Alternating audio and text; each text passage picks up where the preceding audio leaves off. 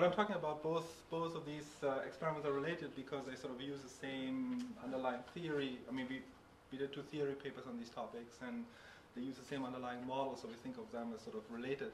And also because they are both experiments, you know, the same subject pool. And you know, before starting, I just want to say, like, you know, I got interested in experiments in networks. Basically, I was initially, you know, doing theory in networks, and then there were 2 reasons to use data. One is that when you work with networks, you typically have to make some simplifying assumptions to sort of make it tractable, and the simplifying assumptions tend to be driven by the stuff you want to model. So you have to be somewhat aware of you know, what it is you want to get after, and so that's you know, that's why it's good to familiarize yourself with the data. Other reason is that you know, I'm particularly interested in repeated games or repeated games-like behavior on networks, like such as trust and risk sharing. And these kinds of behavior, when you write down models, you know, because of fog theorem, they tend to be like lots of equilibria. And you know, as Matt mentioned already yesterday, you have to make some restrictions, and you know, data can help you to sort of see, like, you know, what kind of behaviors you actually expect, and you know, how you can make the model testable given what you observe. And you know, finally, you know, that would suggest it's good to use data. Why use experiments? You know, part of that is, you know, my wife is an experimental economist, and so I got interested in experiments. But I found it particularly useful for networks, just because, you know, there's so many there are so many econometric problems associated with using data on observational data on networks, you know, such as, you know, selection bias. I mean, most of you are aware of this. You know, Matt did all this work on homophily. It might be that you know, my SAT scores are correlated with my friends just because, you know, smart people maybe want to, like, mingle with each other, and it has nothing to do with social interactions. So it's difficult to separate all these effects. And data can help you do, I mean, experimental data can help you do that, because you can inject information, or you can influence behavior in the network. You can give exogenous incentives, and then you can see how this behavior spreads. And you have a better handle on whether, you know, this was caused by selection or whether this was caused by a real social interaction channel. Okay? All right, so let me talk about this. This is joint work with Dean Carlon and Tanya Rosenblatt and Adam Seidel. And so what motivated us, I mean, just consider the following, maybe make this bigger here. What motivated us is, you know, consider the following example here. This is from a New York Times CBS News poll, December 2009. Unemployed Americans found that more than half of them had borrowed from friends and relatives since losing a job. Okay. If you look at the General Social Survey, you know, more than half report that they first turn to close friends and family when they need to borrow a large sum of money.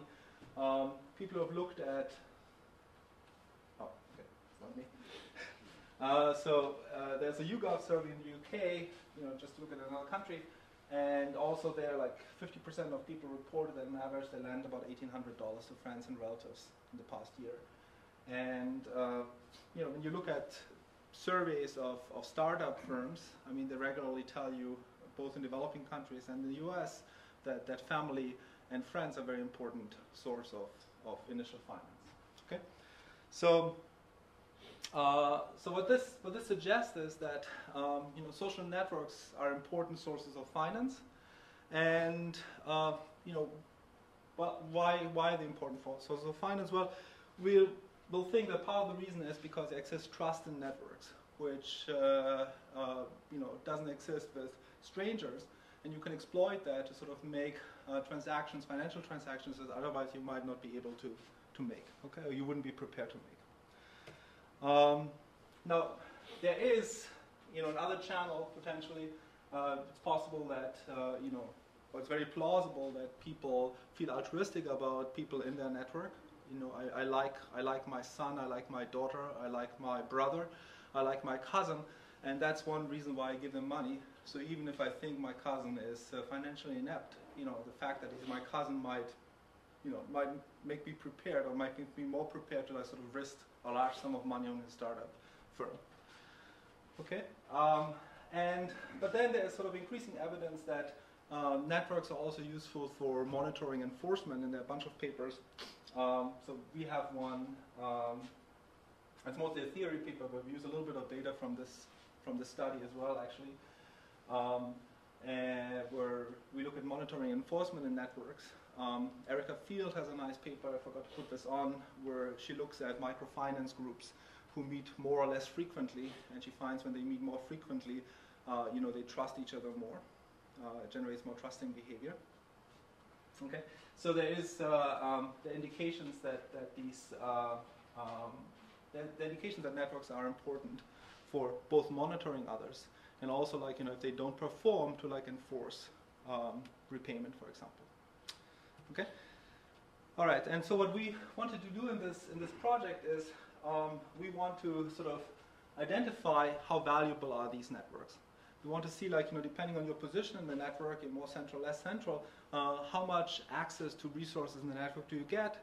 How valuable are these resources? Are they worth $100, $5, $1,000? So you get some idea of the magnitudes. And we also want to know what are the mechanisms. Is it, for example, monitoring? Is it just information? For example, I know that Matt is reliable, so I'm going to give money to Matt just because I know his type. Or is it enforcement, where each of you are equally reliable, but Matt is somewhat is my cousin, and I'm going to be very upset if he doesn't repay, and for this reason I can enforce repayment. So is it moral hazard, or is it asymmetric information simply? Okay. All right. So to just give you an idea about the thought experiment we are after, think about this. So think about this scenario here. There's Adam, and Adam has a best friend, and he has a neighbor. These are two people he could potentially borrow money from. Okay? And everything else equal, in most cases probably he would ask his best friend rather than his neighbor because he knows his best friend better. Right? Okay? So basically, just observing this, we would just, if you would observe lots of Adams, you would see that presumably Adam would usually borrow from his best friend. But it wouldn't tell you, how valuable is his best friend.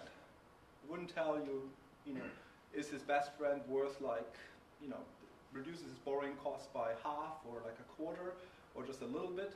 Okay, so it doesn't tell us, it doesn't give us a magnitude of how important a friend is versus going to a bank, say, or borrowing from your credit card. Now, one way you can get at that is, let's say that you could somehow. So think about the following model, sort of very simple model. There is, Adam has some transaction cost of asking his friend to give him money. Okay, so transaction cost could be that could be some psychological cost. Could be that he, his best friend, really wants collateral. He wants his TV. If he gives him money. So sometimes they do this. They require you to give them their TV or your bicycle or something else of value, so they can hold on to until you repay, and you lose the use value of this asset while you make this while this transaction is ongoing. So all of this would go into the transaction cost, and everything else equal, as I said, the transaction cost, we expect the transaction cost between Adam and his best friend to be lower than the transaction cost between Adam and his neighbor. And for this reason, we think that he'll usually go to his best friend.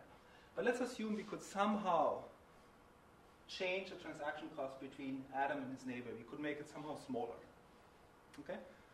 Let's say there would be some way in an experiment we could reduce that transaction cost. Well, if we reduce it enough, there's going to be a point where Adam would switch over to his neighbor. Okay?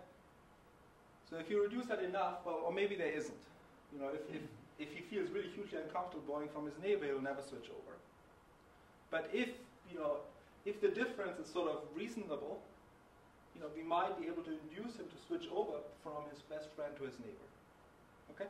And that's the kind of thing we're after. That's the sort of thought experiment we want to implement to see when does basically vary this x, see when Adam switches from his best friend to the neighbor, and the point at which that happens, that basically tells you the difference between the transaction cost of borrowing from a best friend versus borrowing from a neighbor. Okay, right? And so that's so that's one way of sort of putting a number on the value of a link. That's what we are trying to do. Okay, so we're trying to So you initially motivated this that there might be like moral hazard or could be asymmetric information. Are you going to be getting at? Yeah. So I'm getting so we don't have, because of the design experiment, we don't have such a good way of we can distinguish between relatives and non-relatives. So we can get a little bit of directed altruism I talked about, but not as well. But we do have a second intervention where we sort of try to distinguish between moral hazard and just asymmetric information. But right now, this difference here would pick up everything, would pick up all the channels altogether. Right? Everything is intermingled. So there's right now this difference in the transaction cost has all channels intermingled. There's no way to tease them apart from this. So I think it's still interesting to sort of know how important the sum of all the channels is, but it's also interesting to tease it apart. Okay, so yeah. So we look basically at that crossover point. I mean, of course, it's not going to be in reality. There's going to be some noise there, right? Not everybody has the same transaction cost. So you have to do some sort of regression. You do some sort of logistic regression essentially to pick that up. But the point is just like if we increase that x, it becomes increasingly likely that Adam will switch from his best friend to a neighbor, and that allows us to sort of estimate the underlying x. Okay, so to tell you, how we do this in this, how do we implement this thought experiment? So the way we implement it is through a special microfinance program which we did in Peru. So we did this in 2 communities in Lima and in 2 communities in Huaraz, which is a sort of a rural province, and these were 2 villages in close to Huaraz. The province of Huaraz has also like a city there, Huaraz, and then these are 2 very small villages, which were kind of nice because they were isolated. But then we also have 2 kind of shantytown communities in Lima itself. Okay, so we have 2 urban and 2 rural communities.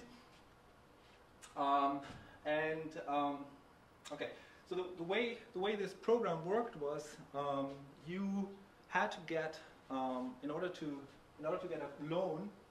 Loans were individual loans, but in order to get an individual loan through the program, you had to find a co-signer. And what we did is, before the program started, we approached a bunch of people, about 25 in a community of maybe 300 households. We approached about 25 people if they would be prepared to be sponsors. If you were a sponsor, you got a certain credit line, and you could use some of the credit line for your own needs, and so that was sort of the carrot for people to participate in the program. And the rest was reserved for co-signing loans. And co-signing meant that if some client wanted a loan, he had to approach one of the sponsors to co-sign that loan, and then you were jointly, you and the sponsor were jointly liable for repaying the loan. Okay. And where were the experimental component? It was so the special thing about the program was that the interest rate you paid to the microfinance organization depended on the identity of the sponsor. Okay. And so the way it would work, maybe, for example, all of you could be potential sponsors of mine. Some of you better, some of you I know better, some of you I don't know as well. Okay? But I would have a list and saying, okay, if Matt co-signs my loan, I'm going to pay 3% per month. Okay? If Laurie co-signs my loan, it's going to be 4% per month. Okay? So basically, I had this sort of a list of people, and then I had to choose amongst them. Okay? And so going back to this, basically, these are the various sponsors, and this transaction, this X was basically the interest rate. And the interest rate differential, which was randomized, allowed us then to sort of pick up, how people would react to this. Okay? Are you going to say how you concluded with someone as a friend? Oh yeah, we did. So yeah, I'm getting to that. We did a baseline survey, where we built baseline social network survey, where we asked them about their financial situation, about past transactions they made in terms of did you ever borrow from anybody in the community or lend money to somebody in the community? Did you ever start a business with somebody? So we had a sort of set of social network measures. I mean, pretty similar actually to the way Matt did it. Matt and co-authors did it in India. And so did they have any idea what this was going to be used for when No. it was asked? No, no, they didn't. They didn't know that. They didn't know the program. Yeah. And then also, so friend here in your context, that doesn't necessarily mean friend. I mean someone you've had a prior business deal with. Yes. So we have. Most of the measures I'm going to show you is it just uses social distance. I mean, we're also running some. I mean, we're also running some where we sort of try to get more at things like the number of common friends you have, and looking more at the kind of types of links you have. Is it like a business relationship, or is it somebody you go to church with, etc. Yeah. Okay, I'm just trying to make sure I understand the content of the tie, because what you described a minute ago would be not necessarily the same as. I mean, I'm actually someone who's not a friend of mine in any sense that we normally use the term. Right. But we do have a long history of doing business together, and I think the person's a reliable business partner. Right. So for the most part, what I'm going to show you is that for the most part, these are people you listed amongst the set of people you spent. I mean, actually, these are all the links of people you spent, who are amongst the 10 people you spent the most time with. Okay.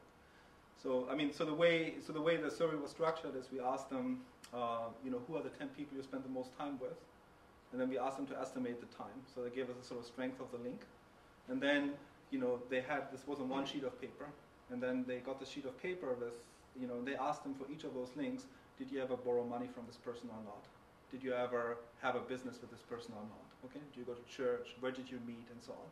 So we had for each of those links, we had a bunch of things. But then for each of these questions, we also asked, is there anybody else you started a business with who's not on that list? Okay, but they didn't list so many people. I mean, they listed some people, but the bulk of our social links was from the initial list of people you spent the most time with, and that's sort of that's the stuff I'm going to report about. Okay. All right. So just give you an example of, it might be the case that for one person, he can borrow from a friend, or he can borrow from a known friend $1,000, and I mean borrow from. He can have a cosigner as a friend or a non-friend as a cosigner, and in both cases, he will pay a 20% interest, right? So in this case, basically, our experimental intervention did not change your incentive to choose a friend versus a non-friend. We would still expect in most cases he would ask the friend. And here, in this case, the interest on the non-friend is very low, it's 0%. It's 20% in the case of a friend, so we expect that in this case he would ask. He might be able to switch to the non-friend. Okay. Okay. Okay, let me get to this later here. So as I just mentioned, we first did a baseline survey and social network survey. Then we invited the sponsor, and then the microfinance program started. So this, in Lima, this was done in 2 communities with about 300 households. On average, we didn't force them to name 10 links. On average, they had sort of 8.5 links. If you take 2 random houses, they're about 120 meters apart. Friends are about 41 meters apart. That's common. I mean, there's a strong correlation between geographic distance and friendship. 60% of these links were sort of noted as they said these are neighbors. Some of them, another 40% were friends. There are various Spanish words for friends, so we distinguish between that as well. And there was only a small share of relatives, which was unusual. The other communities in Huaraz had many more relatives. Okay? And that's because there wasn't space for your kids to sort of move within the same shantytown, so they had to move outside to some other place in Lima. So in this community, there weren't many relatives. There was some, but not too many. Okay, and then as I said, we asked whether there were loans in the past, and actually they do have extensive borrowing and lending. Okay, so most of these households, I mean the majority of these households, they had borrowed money to or lent money from somebody else. Okay, in the past. All right. Okay, so as I mentioned, this program, you have to find a you have to find a co-signer, and so let me, this is how the program was introduced to clients. So so after we had invited the sponsors, everybody in the community got a card. Every household in the community got a card, except the sponsors.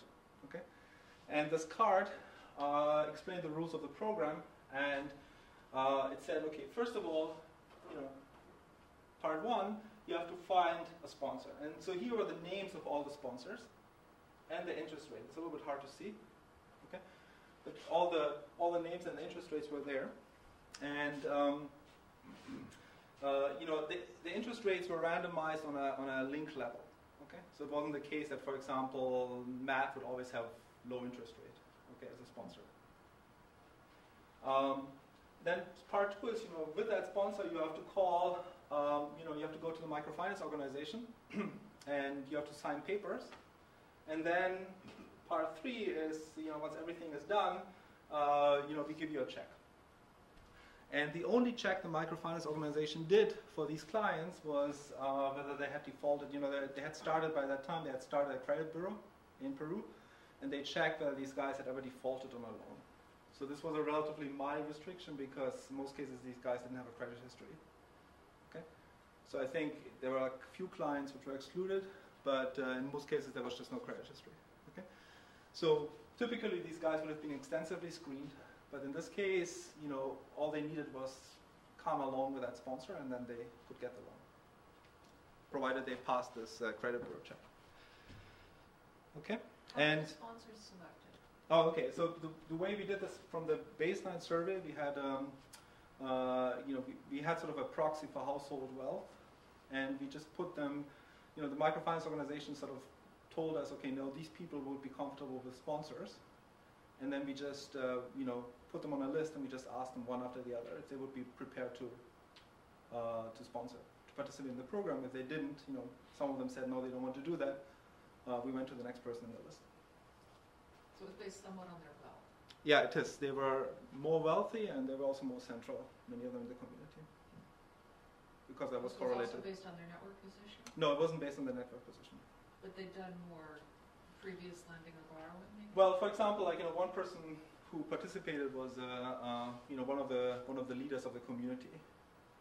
They had this community organization called the Commodores, and they all do all kinds of things like Lions Club or so, or Rotaries Club.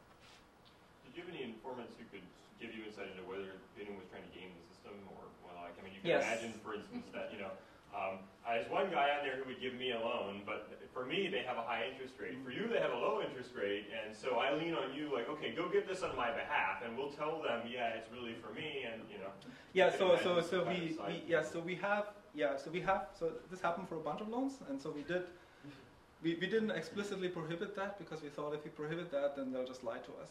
Okay, so we did. So we had like an RA go there every week with the credit officer, and so she just made notes, an Excel sheet saying, okay, I think this is a suspect loan because, and so we try to exclude those loans because we don't quite know how to handle them.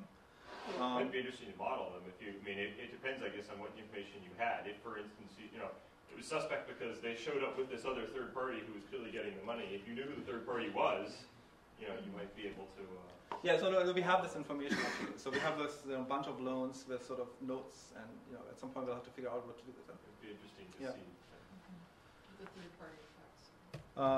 So this was the back of the card. I showed you the front of the card. The back of the card was, this was, for example, the community, and it showed us exactly the location of the sponsors. It also showed the location of your own house. It was in green, okay?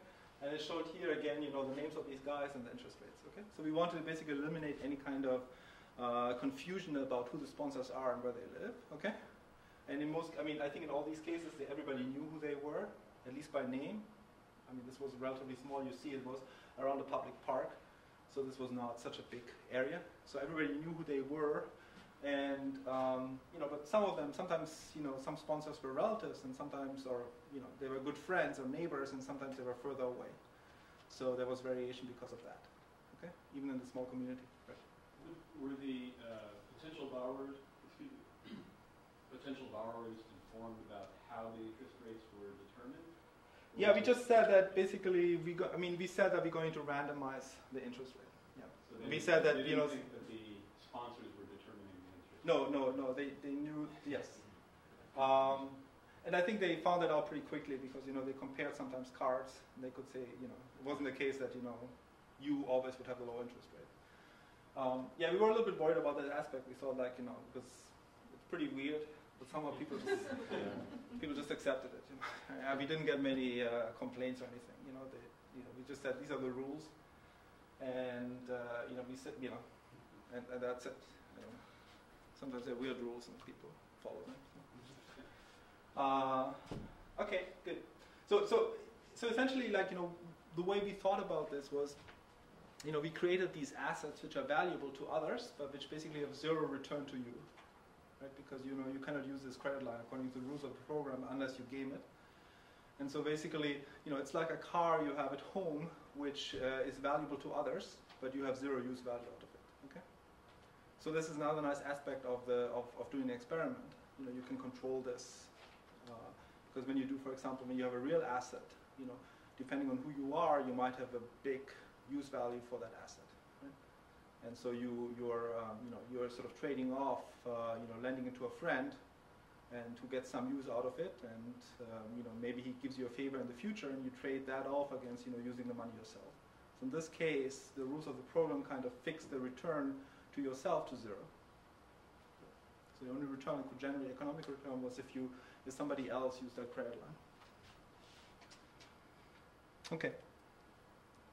All right, so I should tell you a little bit about the interest rate randomization, because one concern was, there were 25 sponsors, and typically it was the case that maybe a third of them you knew well, and the other 2/3 you didn't know well.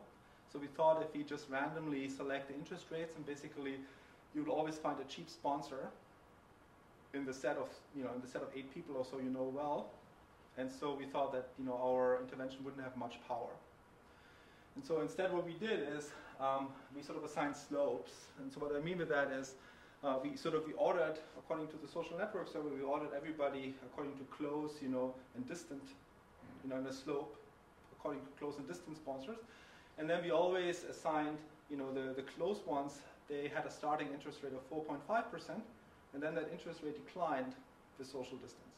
And that slope was randomized. So if you were in slope 1, basically there was no decrease. So essentially, like everybody, everybody you borrowed from, the interest rate was close to 4.25% or so. But if you were in the steep slope, then basically, with each step in social distance, your interest rate declined a lot. Okay, so these guys had the biggest incentive to substitute away from expensive close sponsors to distant ones. Okay, and we did that basically to get more power. Okay. All right, so we had, in these two Lima communities, we had 51 sponsors, 128 loans, in a period of about 8 months. And half of these loans were between direct friends, a quarter between friends and friends of friends, and the other ones were between friends and more distant guys. I mean, between people and non-friends, essentially. Distance 3 or larger. Okay. About 88% of the average loan was repaid. So this is a higher default rate than the typical microfinance program, which has maybe a default rate of 5%. So ours was higher.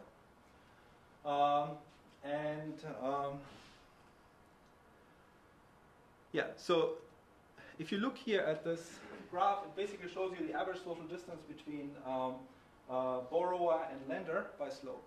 Okay, and this is just sort of a check to see if the randomization actually had an effect. And as you can see here, as you go from slope 1 to slope 4 was the one where the interest rate differential was increasing the fastest as you went to more distant sponsors. And there, people had the strongest propensity to find some distant sponsor. Okay, so we take that as some indication that our interest rate differential was big enough at least to pick up to induce some change in behavior. Okay, we didn't know this before. We didn't quite know how to calibrate it. And we're also a little bit constrained by the microfinance organization because they charge interest rates of about typically 4 to 5% per month. It's actually very high rates. I mean, if you think about this as a year, this is like 60% or so. But this is very common. Okay? because these are small loans, they have high transaction costs, and they have to somehow break even. Okay, and so our loans basically had to vary in that kind of ballpark. Okay. Just again, what does the sponsor get, or what's their responsibility? So the responsibility is like if the loan isn't repaid, then you have to, as a sponsor, you're responsible for it. If you don't repay either, then you report it to the credit bureau. Okay. And what's the positive aspect? Well, the positive aspect is some sponsors I think like the ability of like sort of because some like the ability to like sponsor others. They thought this would give them some benefits. Okay. I mean, sort of we have some anecdotal evidence that they thought this was a cool thing. Basically just co-signing but not touching any of the money. Yeah, and well, actually, most of them use their own credit line for their own stuff. But I mean, there's still, they could have about 5 or so of the sponsors. They only use their own credit line. They never sponsored anybody else. Okay, so they only got the benefits, but they didn't want to have any of the burst. And they said that they don't want to be bothered with other people not repaying. And the rest sponsored to various degrees. Some use their full credit line, others use the revolver.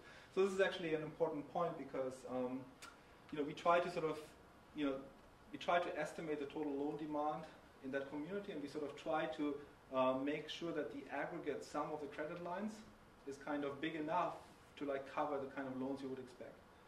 And I mean the reason why we use this rule of thumb is because we didn't want too many sponsors to be constrained in the sense that they are overwhelmed with requests, and so they have to basically decide, do I give it to you or do I give it to Lori?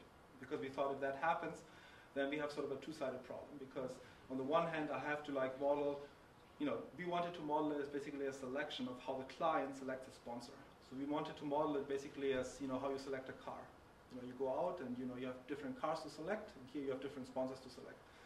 But if the sponsors also have a selection problem, I mean, it's kind of interesting. It's a two-sided selection problem, but it makes it much harder. Do you have any evidence on that about sponsors who turn down requests? Well, we do. So we not in Lima, but for Huaraz, what we did is we did a survey, a sponsor survey every 2 months, where we asked them, did anybody ask you for a loan, and did you turn them down or not? And can you look at that by social distance?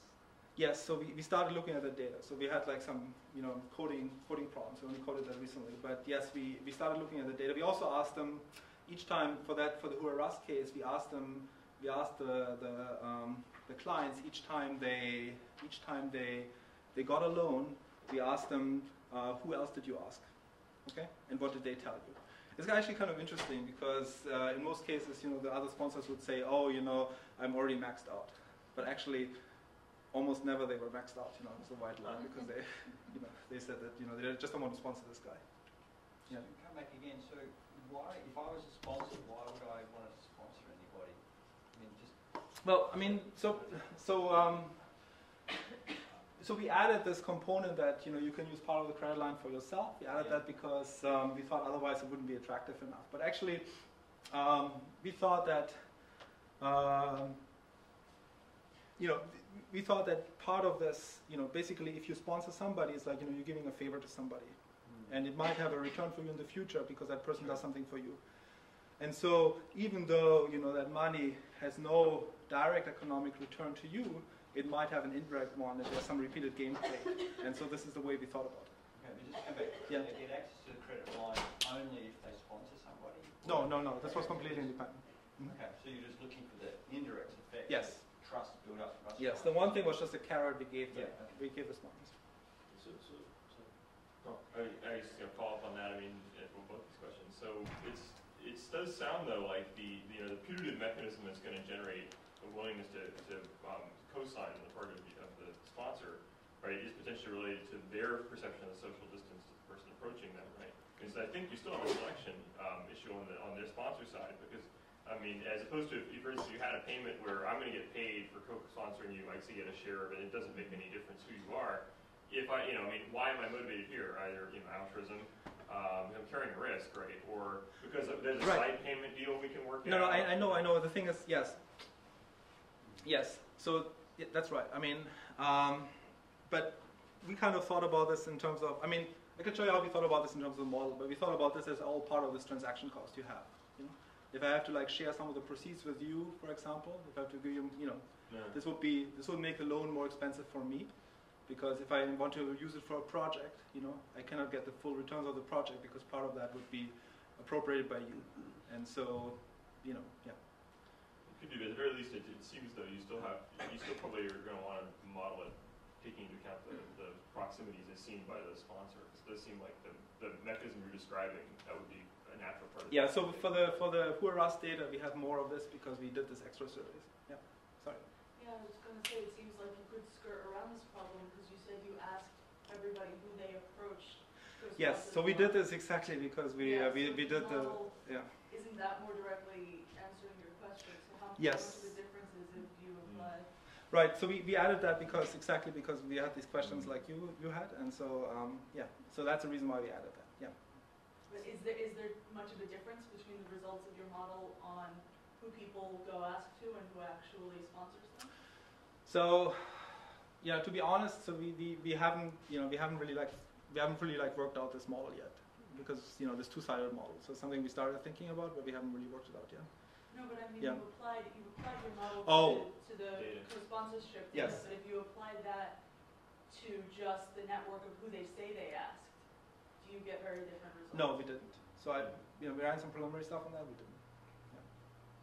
I was just going to say, some very good two-sided matching models have been developed. Mm-hmm. I don't think you applied here. Okay, so I should talk with you about this stuff. Okay. Yeah.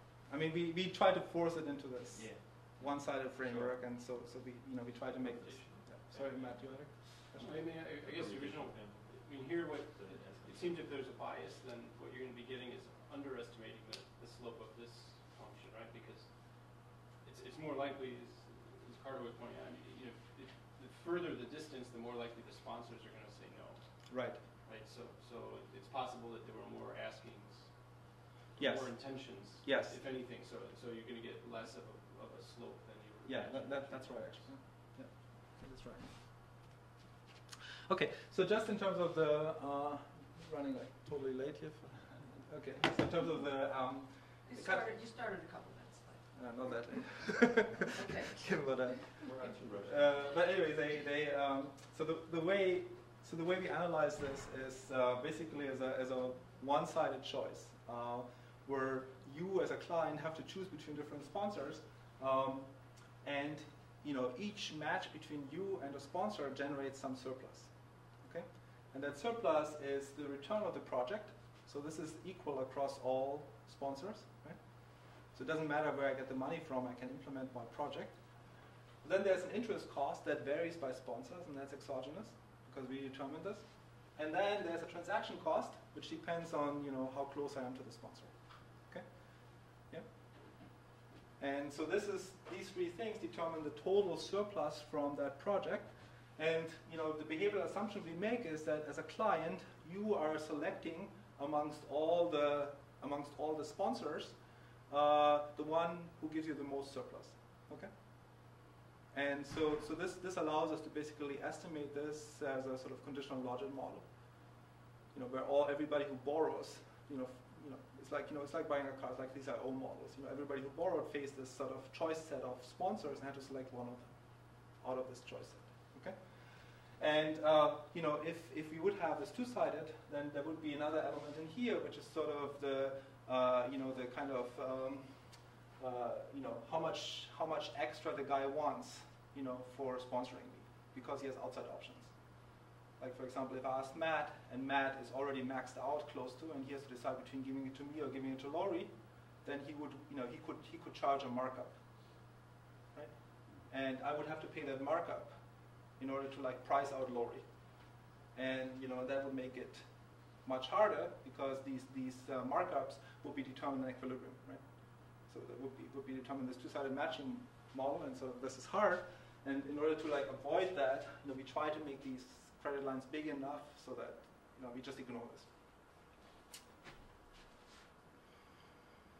Okay. Okay, and as you know, these transaction costs incorporate pretty much everything. They incorporate direct altruism. They also incorporate, cost of monitoring. this guy enforcement costs. Is it expensive for me to enforce the payment from this guy or not? If it's about type, I might be less sure about the type of somebody who's further away than somebody who's closer to me. So it's a bigger risk to borrow from somebody. So if I'm risk averse, I wouldn't want to borrow from, I wouldn't want to lend to somebody who is far away. So all these costs are intermingled in this. Okay. All right. So this is a simple analysis where basically we proxy this transaction cost just by social distance. Okay. And we also put in geographic distance, and just to make sure that we're not picking up, because there are many stories about geographic distance might matter, and we put in the interest rate. And just to show you, this is sort of the first simple thing here. So you can see here that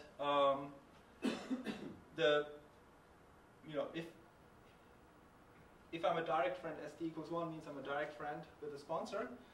That has a big positive effect for me to borrow from this guy, for this guy to co-sponsor me. Okay. And if your SD2 has a smaller effect, and then SD3 is still positive, but even smaller than that, and then higher social distances, they don't really matter very much anymore. They tend to be insignificant, okay? Geographic distance always tends to matter, okay? But doesn't wipe out the social distance effect. And interest rate, and that's good for us, interest rate enters negatively and significantly, okay? So basically, if this guy has a high interest rate, then I tend to borrow less from him. But if I'm socially close, I tend to borrow more. So if you want to get the trade-off, you could think about the following way. You can look at the difference between those two coefficients and divide by the interest rate coefficient. Okay? Because that shows that borrowing from somebody who is SD1 rather than SD2 basically is worth about 3 points in interest rate. Okay? Which is a fairly big effect. So this gives you some idea that these network effects are economically significant. It could have been a small effect, right? It could have been 0.5% or whatever. But I mean, from this, it suggests they're big effects. Okay, so we looked also at, okay, fine. When you looked at more closely whether these guys are relatives or friends, if you look, for the direct friends, we looked a little bit more finer at sort of the categories of these guys, then we found that with relatives the social distance effect was stronger, which kind of makes sense given there might be direct and altruism effects. These guys might live within the family, etc. One interesting thing here is, one thing is if you in the past lent to this person, then this person was much more likely to sponsor you. Okay? If you borrowed from this person, though, it didn't have an effect. Okay? So maybe it's because of some reciprocity. Right? If I lent money to this guy, then it was his turn to sort of return it. So it depended on what the last transaction was.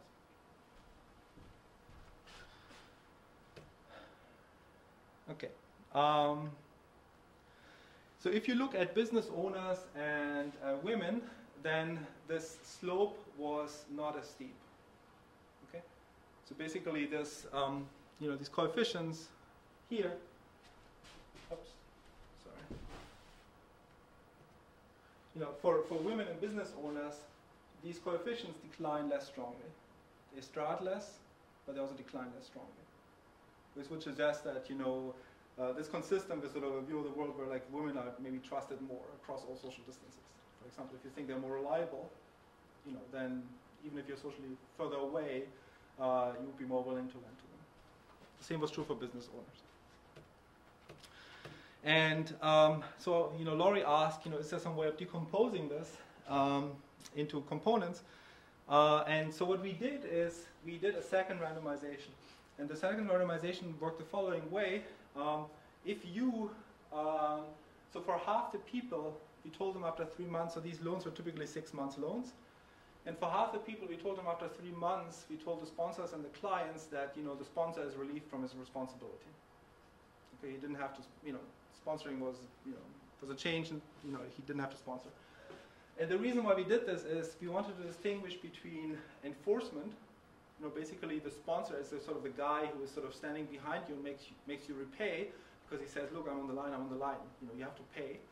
Or is it all about asymmetric information, which would be, you know, the sponsor is instrumental in finding a reliable client, you know, but once he basically did this, you know, he's unimportant, okay? He doesn't do anything else, you know, he's just important in identifying good types, okay? To what extent is it about identifying good types versus, you know, enforcing? These are two views of the world, you know, asymmetric information or moral hazard. Yeah. So 3 months in, Mhm. I guess my question is, what are the types of projects that people are engaging in to use 3 months? Or to the extent that the first 3 months might be crucial in monitoring? Like, project choice is something you can think about. Is it asymmetric information, or is that actually... Right, so unfortunately for Lima, we did hazard? not systematically collect the use of loans. People might not report it accurately. Right. And so I, you know, a lot of them used it. No, so our impression was that most of them used it for like improving their homes, for example. You know, putting in some, you know, a lot of these homes in these areas were like, you know, half finished, and so they like, you know, they kept building on the second floor typically. You know, you see all these houses, half the houses don't have a second floor because they keep building whenever they have a little bit of money. They put some extra bricks on top or something.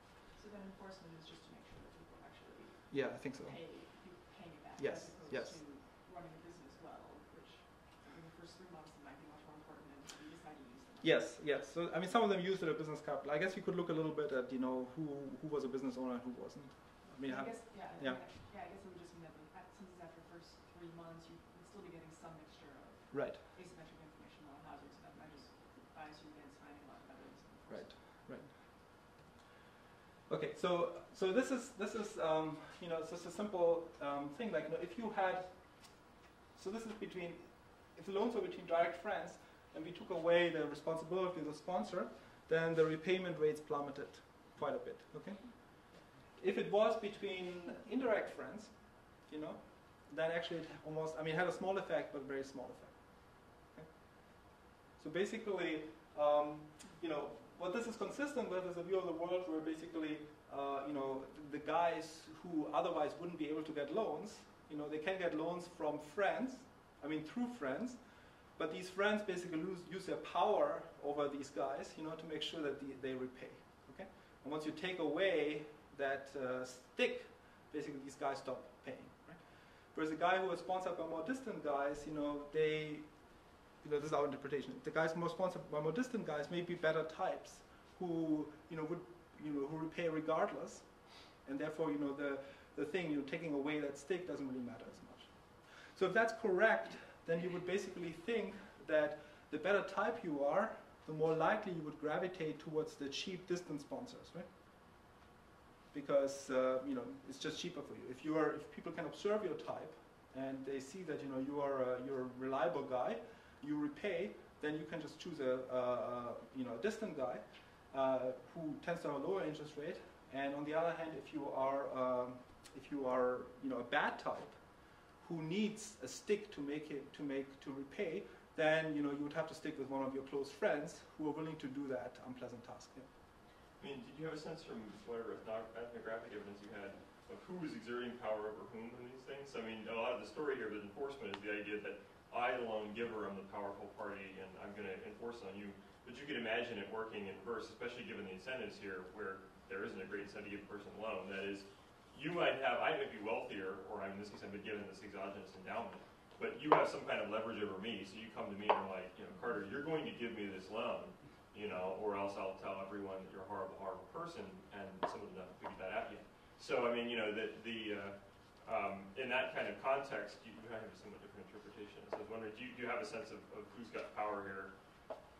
So, is it that I don't want to incur additional social costs of already having twisted your arm by also leaving you on the hook for a loan that I'm going to take? Or is it that I'm being enforced by you? I mean, I think that the best evidence is the one we have from these extra surveys we did, and the sponsors, you know, typically.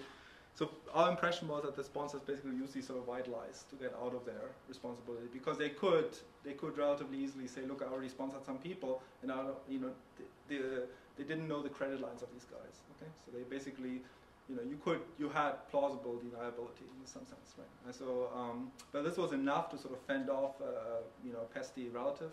I don't know. That's a good point. So I mean, I don't think it undermines what you're saying, but it might provide some additional leverage on understanding how that operates. Yes. I'd just be interested in right. knowing. Because I can imagine it going both ways. Right. No, that's a good point. Just another. Yeah. So here, altruism is another story for this effect. Right? I mean, if I feel strong altruism for my close types, then I care more about repaying when they're on the hook as the loan receiver than if I've taken the loan from somebody who's more socially distant. Right. So if there's a different altruism, then I just don't care as much about the person who's 4 links away, and so either way, the payment decision isn't dependent on whether or not that person's on the hook. Whereas if it's my close friend, now I really worry about whether they're on the hook, and once they're off the hook, then I say, I'm not going to pay. Yes, no, that's a good point. So unfortunately, we didn't have this. So we had this. We thought about distinguishing, monitoring and enforcement, but we didn't really have a good handle for also distinguishing the directed altruism. So, So I mean, if you would have to redesign it, we would put in better measures for that. Maybe play some diagnostic altruistic game or something like that to sort of measure that. But we didn't do that here. So we tried, but we don't really have a good way of distinguishing. We could look at, So it didn't seem to matter whether these were relatives or non-relatives or just friends. But it could still be that it's the same kind of altruism, and we cannot really tell it apart from the story you're just telling. Okay, so just to final thing is we did this where we measured the type by whether you repay the loan or not, and we see whether the type basically has an effect in the sponsor choice, and it does. So basically, the good types they look more like the women and the business owners. They have a flatter slope. So for them, basically, the imputed transaction cost of borrowing from a close or distant guys are closer together. So it makes sense for them to basically substitute away from the expensive close guys and go to a distant guy. Whereas for the bad types, the calculated slopes are bigger. So these guys tend to, suggest that they have to stick with the bad sponsors. I mean, the expensive ones, because nobody else would sponsor them. Okay. All right. So I unfortunately I will. I wanted to talk about the second one, but I ran out of time. The second study we did was risk sharing. So basically, what we did was this was in the rural communities in Huaraz, and we had we divided the social network into sort of different clusters, and these different clusters we put them into different treatments. So you either were in a treatment where so treatment meant that you got a shock, you got an income shock, and either it was such that a cluster got an income shock or didn't get an income shock. This was in one treatment. In another treatment, half the people in your cluster were treated and half weren't. Okay, so if you were in treatment group A, basically, we had 16 clusters in treatment group A. 8 of them got a positive income shock, everybody in the cluster, and 8 clusters didn't get anything. And in the second group, we had also 16 clusters, but each of the 16 clusters, half of the households exactly got an income shock. And so what we were curious about is to what extent there is risk sharing, between close friends. To what extent does risk sharing follow social ties? Okay, so you'd expect that if social ties don't matter, if everybody gives his money to a central authority who then distributes the money, then it wouldn't matter if you're in treatment A and treatment B. On the other hand, if sharing after a shock very much follows social ties, you'd expect that there is more, people are more likely to share within the cluster in the second treatment, because there were half the people inside your socially close cluster who got a shock, and we did find that there's more sharing there.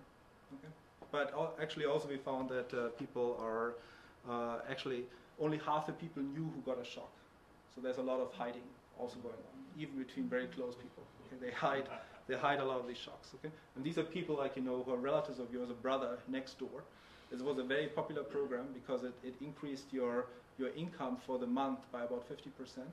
Okay, so it was a huge shock. It was extremely popular, but in about half the cases they successfully managed to hide it. And this was particularly prevalent. We did 2 waves of this, and this was particularly prevalent in the first wave where people didn't know yet much about the program, and there was a public lottery where they showed up, and only some people showed up.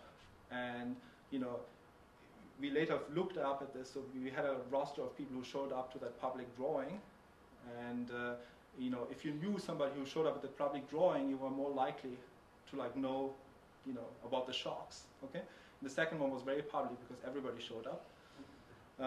But the people who didn't show up, they were again much worse in sort of predicting who got a shock or not. So if they could hide it, they actually tried to hide it apparently. So, thanks. We have time for a couple of questions while Carter's getting set up here.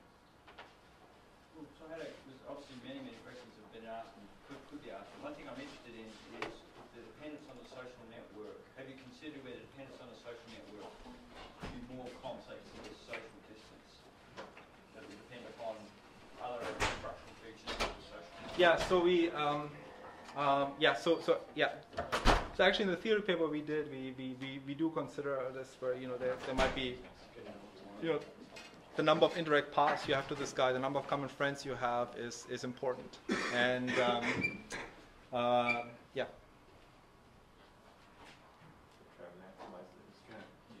So you mentioned that usually the microfinance loans have like 5% default rate, but here you were at 12.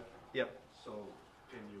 So what do they do differently, or why do you think there was such a difference? Well, I think we designed a bad microfinance program. I mean, it sort of was good for us that there was default because it was. I just think I don't know why. I mean, I don't know where the problem is because I don't know why microfinance organizations look for 5%. I mean, given that credit cards in the U.S. have higher default rates, often. So it seems to me like very conservative when you do 5%. So I mean, maybe somebody knows more about this. I don't know. So they weren't happy about the default rates. They were hoping of half of that. So if we wanted to do this as something, we tried. I mean, the reason why they were interested in this program was because they thought this is this might be a nice way of making individual loans. And still using still using sort of mechanisms which are common sort of in group lending.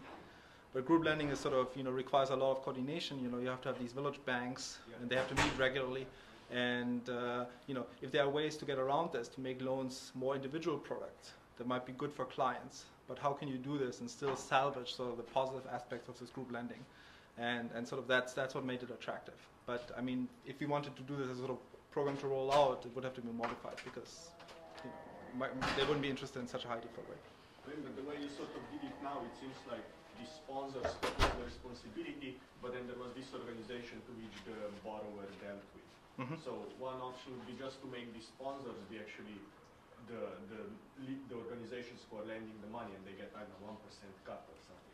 Yeah. Right, and then you have to pay to the sponsor, not to the organization, and that's makes me pay much more than if I deal with that organization and I forget that actually it's you who's lending. Yes, so I should say, like in Who Are Us, it was done. We did this slightly differently, and basically they're guaranteed with the savings they had in their village bank. So the sponsors were equal to the people who were already in the village banks. Right. And there actually the default rate was, I think, out of 250 loans, we had one default. Oh. Yeah, so unfortunately, that made the second randomization kind of useless because everybody repaid.